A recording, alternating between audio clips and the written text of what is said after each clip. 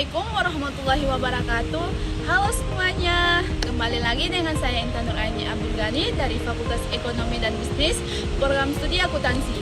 Baik teman-teman, pada video kali ini saya akan membahas materi tentang transformasi peran Bank Indonesia setelah kehadiran Otoritas Jasa Keuangan. Ya, baik teman-teman, masuk pada pembahasan pertama, yaitu sejarah Bank Indonesia atau BI. Bank Indonesia atau BI adalah bank sentral Republik Indonesia yang berperan penting dalam menjaga stabilitas nilai rupiah. Pada masa awal 1828 sampai 1949, awalnya bernama Di Zeevanse Bank atau DZB. Didirikan oleh Belanda pada tahun 1828 di Batavia atau sekarang di Jakarta. Fungsi utamanya sebagai bank sirkulasi, yaitu mencetak dan mengedarkan uang di Hindia Belanda. Nasionalisasi pada tahun 1951 sampai 1953, setelah Indonesia merdeka, pemerintah menasionalisasikan DZB melalui Undang-Undang Nomor 11 Tahun 1953. Nama resmi berubah menjadi Bank Indonesia pada 1 Juli 1953. BI mulai menjalankan fungsi sebagai Bank Sentral Indonesia. Periode 1953 sampai 1968, selain sebagai bank sentral, BI juga berperan sebagai bank komersial dan agen pembangunan. Namun, peran ganda ini membuat kebijakan moneter kurang efektif. Restrukturasi pada 1988 berdasarkan Undang-Undang Nomor 13 Tahun 1968, BI difokuskan hanya sebagai bank sentral. Tugas utamanya menjaga stabilitas nilai rupiah dan membantu kelancaran sistem pembayaran. Era reformasi pada tahun 1959, berdasarkan Undang-Undang Nomor 23 Tahun 1999, BI menjadi lembaga independen atau tidak dapat diinvestasikan pemerintah. Fokus utamanya mencapai dan memelihara stabilitas moneter. Perubahan pasca kritis pada tahun 2004 sampai sekarang. Sejak 2004, pengawasan perbankan dialihkan ke Otoritas Jasa Keuangan atau OJK. BI kini fokus pada kebijakan moneter, sistem pembayaran, dan stabilitas sistem keuangan. BI juga memperkuat digitalisasi sistem keuangan melalui program seperti BI, FAST, dan KRIS. Ya baik teman-teman, masuk pada pembahasan kedua, yaitu kehadiran Otoritas Jasa Keuangan atau OJK, di mana Otoritas Jasa Keuangan atau OJK didirikan pada tahun 2011 berdasarkan Undang-Undang Nomor 21 Tahun 2011. Lembaga ini dibentuk untuk mengambil alih fungsi pengaturan dan pengawasan sektor jasa Bank Indonesia atau BI dan berperan LEK, Badan Pengawasan Pasar Modal dan Lembaga Keuangan. Tujuan utama OJK adalah agar seluruh kegiatan di sektor jasa keuangan berjalan secara teratur, adil, transparan, dan akuntabel, serta melindungi kepentingan konsumen dan masyarakat. Fungsi utama OJK meliputi mengatur dan mengawasi kegiatan di perbankan, pasar modal, serta industri keuangan non-bank seperti asuransi dana, pensiun, dan lembaga pembiayaan. Melindungi konsumen jasa keuangan melalui edukasi dan penanganan pengaduan, mendukung stabilitas sistem keuangan bersama Bank Indonesia dan LPS atau Lembaga Penjamin Simpanan. Baik teman-teman, masuk pada pembahasan ketiga, yaitu peran baru Bank Indonesia, di mana peran baru Bank Indonesia muncul setelah beberapa perubahan kebijakan dan pembentukan OJK. Kini, Bank Indonesia berfokus pada 3 bidang utama, yaitu menetapkan dan melaksanakan kebijakan moneter. ya, di mana menjaga kestabilan nilai rupiah melalui pengendalian inflasi, suku bunga, dan jumlah uang beredar. Mengatur dan menjaga kelancaran sistem pembayaran, di mana mengembangkan sistem pembayaran modern seperti KRIS dan BI FAST agar transaksi keuangan lebih cepat dan efisien. Menjaga stabilitas sistem keuangan, di mana mencegah dan mengatasi risiko yang dapat mengganggu stabilitas keuangan nasional, serta bekerja sama dengan OJK dan LPS.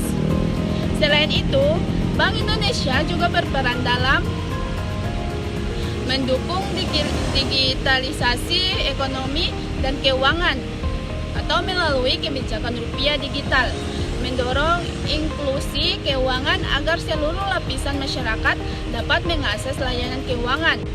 Baik teman-teman, masuk pada pembahasan keempat, yaitu koordinasi antar Bank Indonesia atau BI dan Otoritas Jasa Keuangan atau OJK.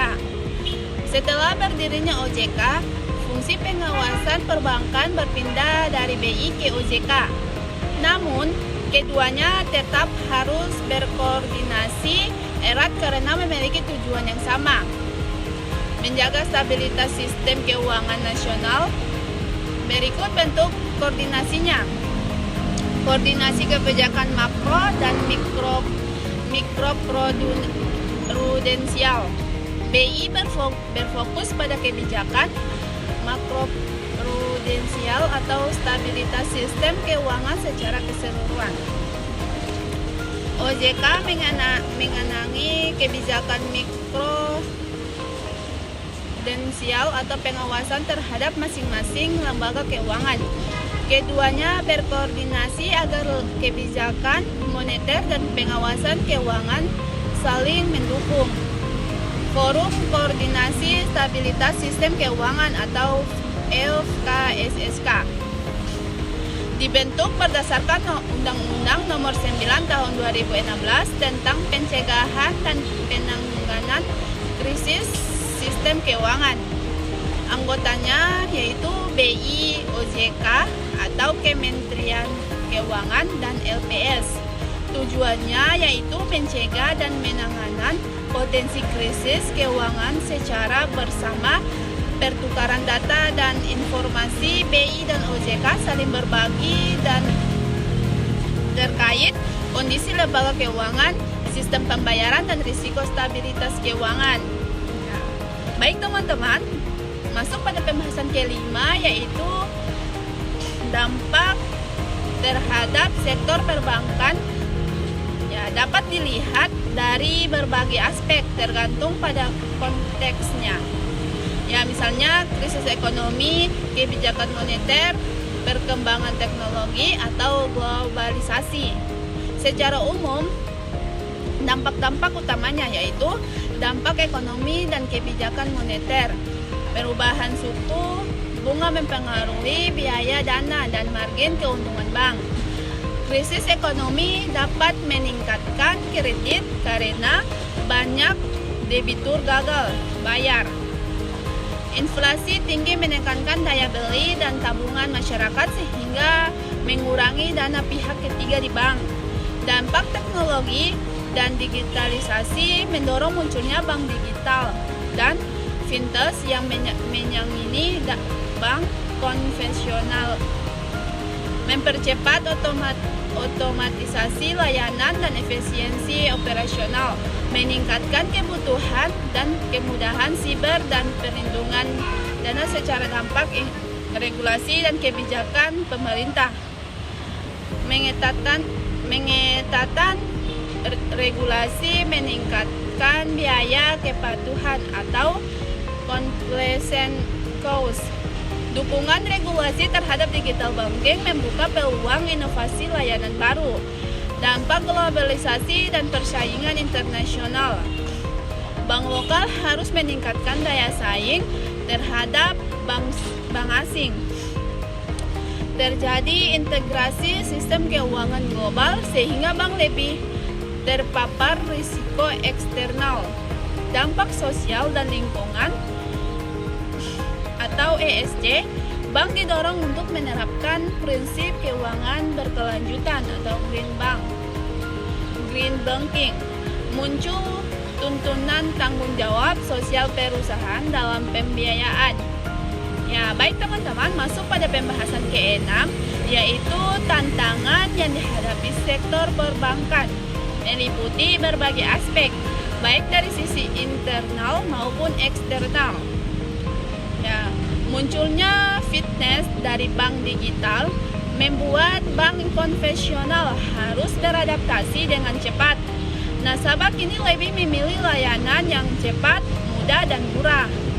Perubahan teknologi, kebutuhan investasi besar untuk transformasi digital, risiko keamanan siber semakin meningkat, kepatuhan dan regulasi harus mematuhi aturan ketat dan otoritas keuangan atau seperti OJK dan BI. Penyesuaian terhadap regulasi internasional seperti Basel III.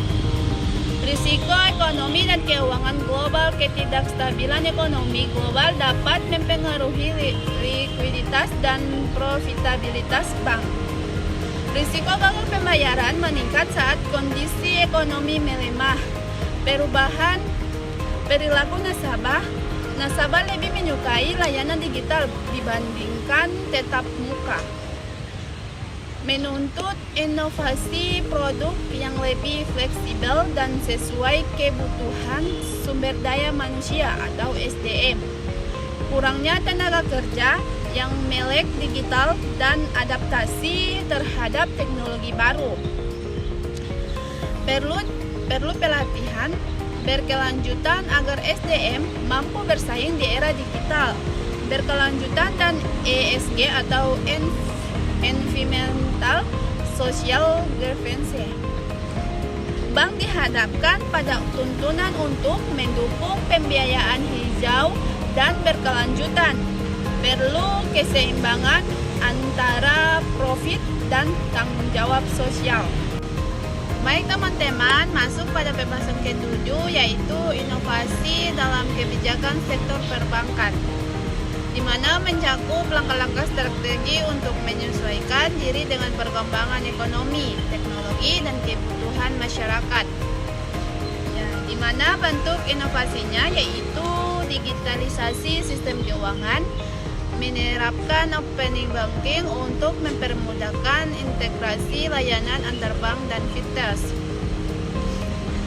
Pengembangan layanan perbankan digital seperti mobile banking, e-wallet, dan aplikasi berbasis AI.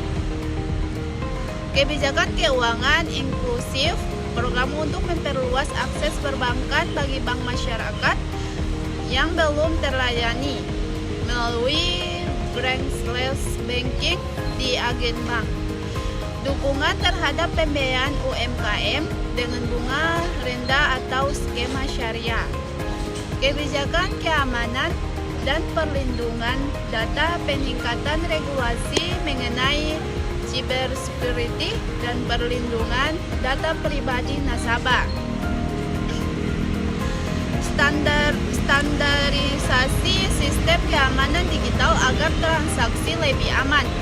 Kebijakan keuangan berkelanjutan atau green finance mendorong bank untuk mendanai proyek ramah lingkungan dan berkelanjutan.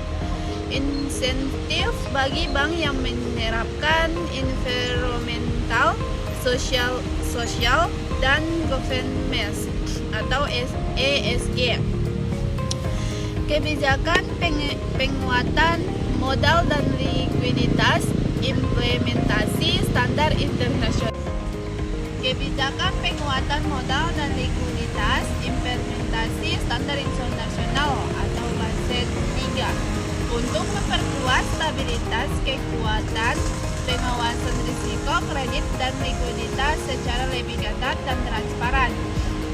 Kebijakan inovasi produk dan layanan mendorong pengembangan produk bank seperti digital lending, crowdfunding, pembiayaan berbasis syariah digital, kolaborasi antara bank dan fintech untuk mempercepat inovasi layanan keuangan. Baik teman-teman, masuk pada pembahasan ke-8, yaitu peran edukasi dan literasi dalam sektor perbankan sangat penting, di mana untuk meningkatkan pemahaman masyarakat tentang keuangan dan memperkuat sistem perbankan secara keseluruhan. Meningkatkan pemahaman keuangan masyarakat. Edukasi membantu masyarakat memahami fungsi bank, produk keuangan, dan manfaat menabung. Literasi keuangan yang baik mendorong masyarakat untuk mengelola keuangan pribadi dengan bijak. Mendorong inklusi keuangan dengan meningkatkannya literasi, lebih banyak orang akan menggunakan layanan perbankan, terutama di daerah yang sebelumnya belum terjangkau, atau banking membuka peluang bagi masyarakat kecil dan UMKM untuk mengakses pembiayaan dan investasi, mengurangi risiko finansial dan penipuan. Edukasi membantu nasabah mengenal produk keuangan ilegal dan penipuan online, meningkatkan kesadaran terhadap keamanan transaksi digital, meningkatkan kepercayaan terhadap lembaga keuangan. Literasi membuat masyarakat lebih memahami hak dan kewajiban sebagai nasabah. Kepercayaan ini penting untuk menjaga stabilitas dan reputasi sektor perbankan, mendukung inovasi dan transformasi digital. Edukasi digital perbankan membantu masyarakat beradaptasi dengan layanan online dan mobile banking, mempercepat transisi menuju sistem keuangan modern dan efisien. Peran lembaga dan pemerintah OJK, Bank Indonesia, dan lembaga keuangan aktif melaksanakan produk literasi keuangan nasional. Sekolah dan investasi mulai memasukkan pendidikan keuangan dan Bank Indonesia atau BI adalah Bank Sentral Republik Indonesia yang berperan penting dalam tenaga menjaga stabilitas rupiah. Nah, masa awal 1828 sampai 1899 awalnya bernama Defense Bank, didirikan oleh Belanda pada tahun 1828 di Batavia atau sekarang di Jakarta. Fungsinya sebagai bank sirkulasi, yaitu mencetak dan mengedarkan uang di Hindia Belanda. Setelah Indonesia merdeka, pemerintah menasionalisasi DJB melalui Undang-Undang Nomor 11 Tahun 1953. Nama resmi berubah menjadi Bank Indonesia pada 1 Juli 1953. BI mulai menjalankan fungsi sebagai sentra nasional periode 1963 sampai 1968. Selain sebagai bank sentral, BI juga berperan sebagai bank komersial dan agen pembangunan. Namun, peran ganda ini membuat kebijakan moneter kurang efektif. Restrukturasi 1968 berdasarkan Undang-Undang Nomor 13 Tahun 1968 difokuskan hanya sebagai bank sentral. Tugas utamanya menjaga stabilitas nilai rupiah dan membantu kelancaran sistem pembayaran. Di era reformasi 1999 berdasarkan Undang-Undang Nomor 23 Tahun 1999, BI menjadi lembaga independen atau tidak dapat diinvestasikan pemerintah. Fokus utamanya mencapai dan memelihara stabilitas moneter. Perubahan pasca krisis, pengawasan perbankan dialihkan ke Otoritas Jasa Keuangan atau OJK. BI kini fokus pada kebijakan moneter, sistem pembayaran, dan stabilitas sistem keuangan. BI juga memperkuat digitalisasi sistem keuangan melalui program seperti BI atau KRIS. Kehadiran Otoritas Jasa Keuangan atau OJK, di mana OJK atau Otoritas Jasa Keuangan didirikan pada tahun 2011 berdasarkan Undang-Undang Nomor 21 Tahun 2011. Lembaga ini dibentuk untuk mengambil alih fungsi pengaturan dan pengawasan sektor jasa keuangan yang sebelumnya dilakukan Bank Indonesia atau BI dan Bapepam atau WK, Badan Pengawasan Pasar Modal dan Lembaga Keuangan. Tujuan utama OJK adalah agar seluruh kegiatan di sektor jasa keuangan berjalan secara teratur, adil, transparan, dan akuntabel, serta melindungi kepentingan konsumen dan masyarakat. Fungsi utama OJK yaitu mengatur dan mengawasi kegiatan di bidang perbankan, pasar modal, dan serta industri keuangan non-bank seperti asuransi, dana pensiun, dan lembaga pembiayaan. Melindungi konsumen dan keuangan melalui edukasi dan penanganan pengaduan, mendukung stabilitas sistem keuangan bersama Bank Indonesia dan LPS atau Lembaga Penjamin Simpanan. Adapun peran baru Bank Indonesia, di mana peran baru Indonesia muncul beberapa perubahan kebijakan dan pembentukan OJK. Kini, Bank Indonesia berfokus pada 3 bidang, yaitu menetapkan dan melaksanakan kebijakan moneter, di mana menjaga kestabilan nilai rupiah melalui pengendalian inflasi, suku bunga, dan jumlah uang beredar. Mengatur dan menjaga kelancaran sistem pembayaran, di mana mengembangkan sistem pembayaran modern seperti KRIS dan BI/FAST agar transaksi keuangan lebih cepat dan efisiensi. Menjaga stabilitas sistem keuangan, di mana mencegah dan mengatasi risiko yang dapat mengganggu stabilitas keuangan nasional, serta bekerja sama dengan OJK dan LPS. Selain itu, Bank Indonesia juga berperan dalam mendukung digitalisasi ekonomi dan keuangan atau melalui kebijakan rupiah digital, mendorong instruksi keuangan agar seluruh lapisan masyarakat dapat mengakses layanan keuangan. Adapun koordinasi antara Bank Indonesia atau BI dan Otoritas Jasa Keuangan atau OJK. Setelah berdirinya OJK, fungsi pengawasan perbankan berpindah dari BI ke OJK. Namun, keduanya tetap harus berkoordinasi erat karena memiliki tujuan yang sama, menjaga stabilitas sistem keuangan nasional. Koordinasinya sebagai berikut: koordinasi kebijakan makro dan mikroprudensial. BI berfokus pada kebijakan mikroprudensial atau stabilitas sistem keuangan secara keseluruhan. OJK menangani kebijakan mikroprudensial atau pengawasan terhadap masing-masing lembaga keuangan. Kedua, berkoordinasi agar kebijakan moneter dan pengawasan keuangan saling mendukung. Forum Koordinasi Stabilitas Sistem Keuangan atau PKSSK dibentuk berdasarkan Undang-Undang Nomor 9 Tahun 2016 tentang pencegahan dan penanganan krisis sistem keuangan. Anggotanya yaitu BI, OJK, Kementerian Keuangan, dan LPS.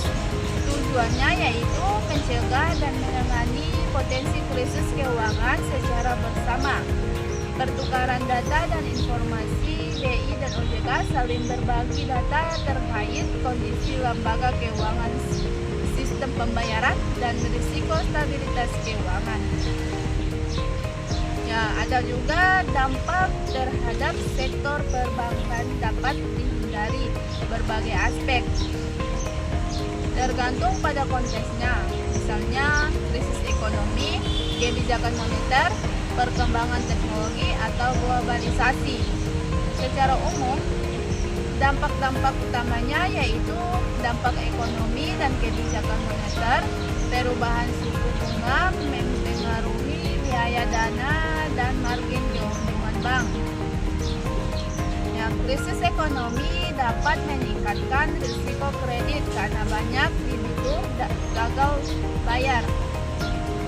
Inflasi tinggi menekankan dana beli dan tabungan masyarakat sehingga mengurangi dana pihak ketiga di bank. Baik teman-teman, itu saja penjelasan materi dari saya. Semoga teman-teman dapat memahami apa yang saya jelaskan. Kurang dan lebihnya saya mohon maaf. Wabillahi taufiq wal hidayah. Wassalamualaikum warahmatullahi wabarakatuh.